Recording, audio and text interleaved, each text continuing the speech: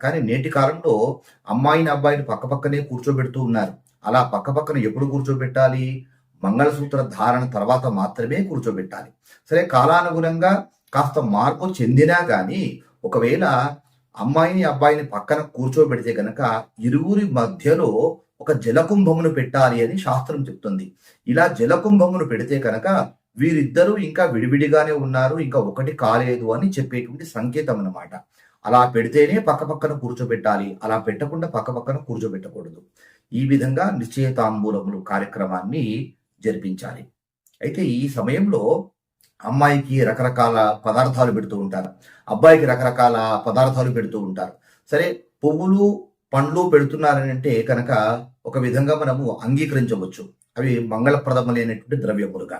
ఇక చాక్లెట్లు, బిస్కెట్లు, రకరకాల పదార్థాలు, ఏమేమో చెక్కిలాలు, విచిత్రమైనటువంటి పదార్థములు, వాటికి అందంగా డెకరేషన్ చేసి అందమైనటువంటి కవర్లో పెట్టి వాటికి మంచి ట్యాగులు వేసి వాటిని వచ్చినటువంటి బంధువులు అందరి చేత ఇప్పిస్తూ ఉంటారు. ఇది అసలు శాస్త్రీయం ఎంత మాత్రము కానే కాదు. ఇలా ఆచరించాలి అని శాస్త్రం చెప్పలేదు. ఇలా ఆచరించకపోవడమే ఉత్తమము.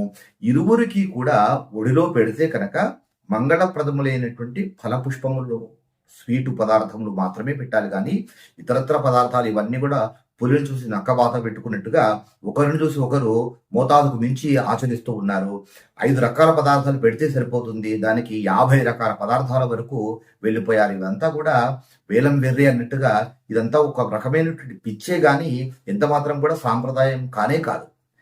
ఇలా వేదిక పైన ఇరువురికి, వధువుకి వరుడికి వారి వారి తల్లిదండ్రుల సమక్షంలో మాత్రమే ఈ వేడుకను ఆచరించాలి. కొంతమంది ఏం చేస్తూ ఉంటారంటే అమ్మాయిని కూర్చోబెట్టి చేసేస్తూ ఉంటారు, అబ్బాయిని కూర్చోబెట్టి చేస్తూ ఉంటారు. వీరికి ఎక్కడొచ్చింది అధికారము? అమ్మాయి స్వయంగా నిశ్చితార్థం తీసుకునేటువంటి అధికారం అమ్మాయికి ఎక్కడిది?